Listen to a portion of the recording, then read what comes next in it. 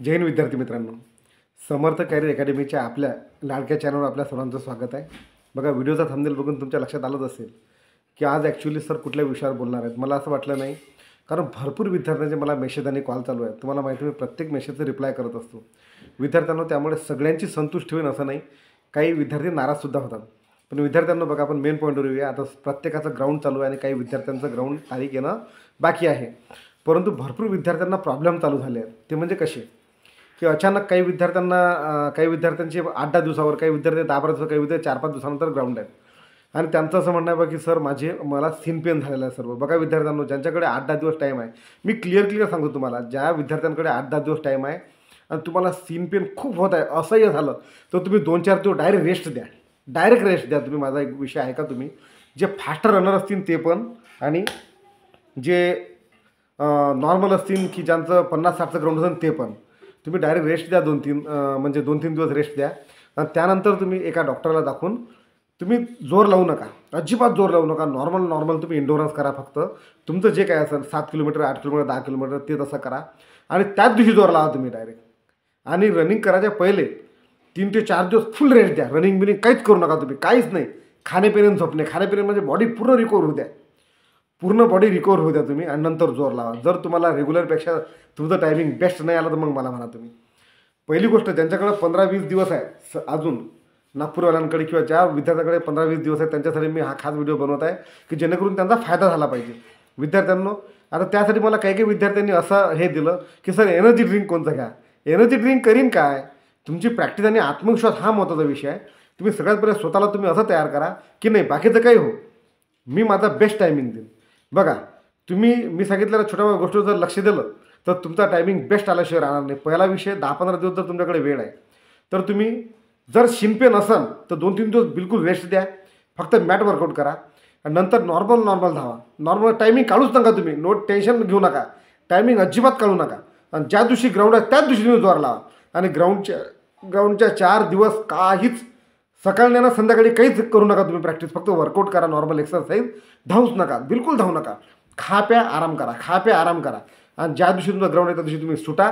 जर तुमचं timing encourage नाही झालं तर मला कॉल करा की सर मी असं केलं होतं आणि माझं टायमिंग इन्करेज झालं नाही. पण जोपर्यंत तुमचं ग्राउंड बाकी आहे तोपर्यंत तुम्हाला दिवसाचं 4.5-5 लिटर पाणी पिणं कंपल्सरी आहे. त्यामध्ये काही डाऊट नाही. ते तुम्हाला कंपल्सरी पाहायचंच आहे.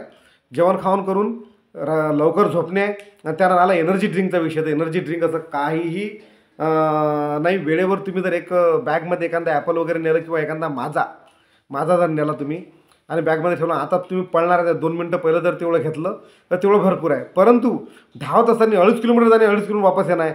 त्यामध्ये काही म्हणजे टायमिंग जास्तीत जास्त आला तुमचा 20 मिनटापर्यंत, 20 मिनटाच्या आतमध्ये. तर कोणत्या तुम्हाला ताण लागू राहिली. धावाच्या पहिले तुम्ही एक माझा किंवा एखादी फ्रुटी पेली ना, तर मग तुम्ही धावताना पाण्याकडे वळू नका. धावताना जर तुम्ही पाणी प्यायला, तुमचं धावायचं रिदम बिलकुल कमी होऊन जाते, कारण पाणी एका साईडला असतं ना.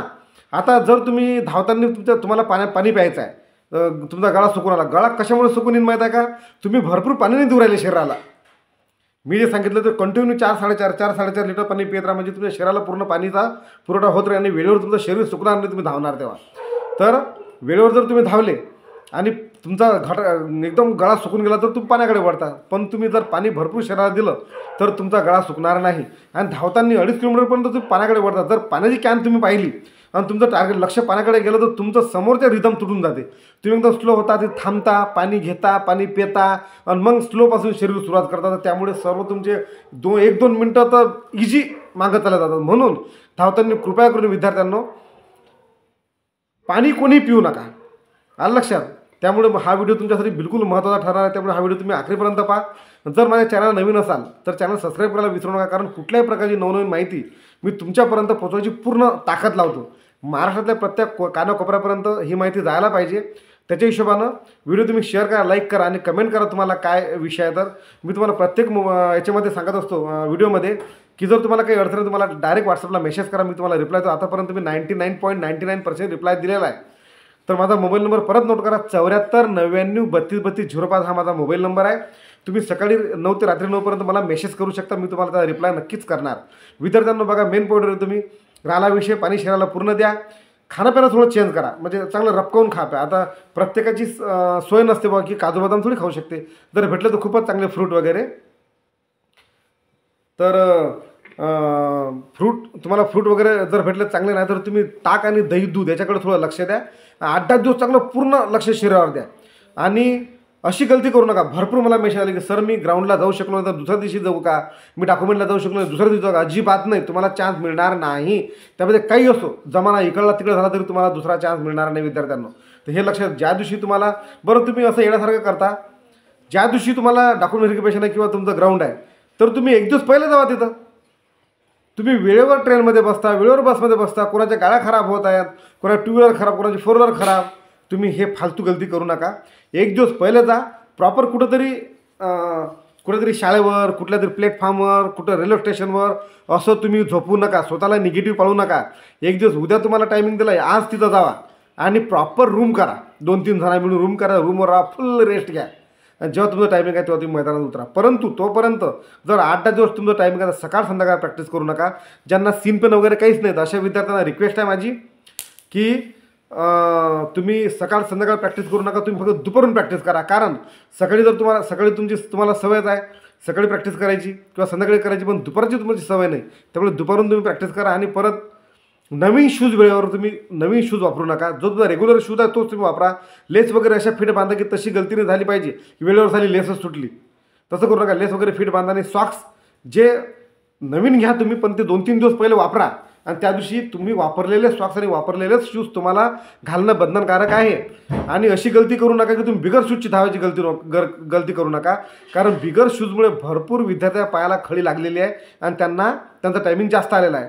जर तुम्ही ह्या छोट्या मोठ्या गोष्टी जर तुमच्या लक्षात आल्या असतील, जेवणापासून खाण्यापिण्यापासून तर आत्मविश्वासापर्यंत, आणि रनिंग करताना तुमच्यासमोर बिलकुल टार्गेट क्लिअर असलं पाहिजे की पाणी प्यायचं नाही. तुम्ही पाणी प्यायला गेलं म्हणजे 2 मिनटं तुमचे वाढले 101%. आलं का, पाणी प्यायचं नाही. तुम्ही क्लिअर धावत राहा. आणि सुरुवातीला रेडी म्हणताबरोबर डायरेक्टच जागून पिकअप घेऊ नका. तुमची 1 किलोमीटरपर्यंत बॉडीला रिदम होऊ द्या. 5 किलोमीटर आहे त्यानंतर तुम्ही कटिंग सिस्टम ठेवा. कारण जे टॉपचे पोर आहे ते 500 मीटरपासून तुम्हाला गॅप द्यायला सुरुवात करतील, तर समोरच्या पोरांकडे तुम्ही लक्ष द्या. इकडे तिकडे पाहू नका की तुमची शूटिंग करते रे, पळ रे नार्यान, पळ रे गोप्या, आणि ते पाठीमाग कल्ला करणारे आपल्या गावाकडचे लोक, त्यांच्याकडे तुम्ही लक्ष देऊ नका. आणि ते म्हणतात नाही आता उचल, आता स्लो कमी कर, तसं नाही. तुमचं जे बॉडी सपोर्ट करत असेल आणि जे रिदम असेल त्याच्या हिशोबानं तुम्ही कंटिन्यू पळत राहा. तुमचं टायमिंग बेस्ट आल्याशिवाय राहणार नाही. विद्यार्थ्यांना कॉम्पिटिशन खूप आहे आणि ऑप्शनसुद्धा भरपूर विद्यार्थी राहतात. त्यामुळे तुम्ही टेन्शन घ्यायचं नाही. कट ऑफ लिस्ट तुम्हाला माहिती आहे प्रत्येक कट ऑफ लिस्ट हाय जाणार आहे, परंतु आता सिलेक्शन तुमच्या 2 पायावर अवलंबून आहे. तुमच्या आत्मविश्वासावर.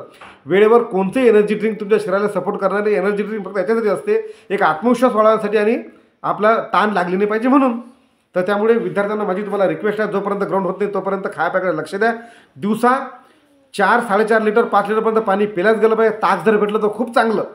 ताक जास्तीत जास्त प्यायची कोशिश करा. तुमचा स्टॅमिना वाढल्याशिवाय राहणार नाही.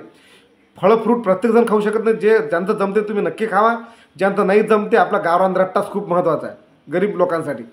पण शरीराला रेस्ट देणं गरजेचं आहे. तुम्ही जर म्हटलं मी पार्ट टाईम जॉब करतो, कुठेतरी नोकरी करतो आणि माझ्या रेस्ट, शरीराला जर रेस्ट दिला तरच शरीर तुम्हाला सपोर्ट करणार.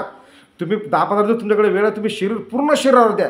शरीरावर जर तुम्ही लक्ष दिलं तर शरीर तुम्हाला वेळेवर लक्ष दिल्याशिवाय राहणार नाही. जर तुम्हाला वेळेवर जर टायमिंग तुमचा अप नाही झाला तर मग मला कॉल करा आणि सांगा सर तुम्ही मला असं सांगितलं तर माझा टायमिंग बेस्ट आला नाही.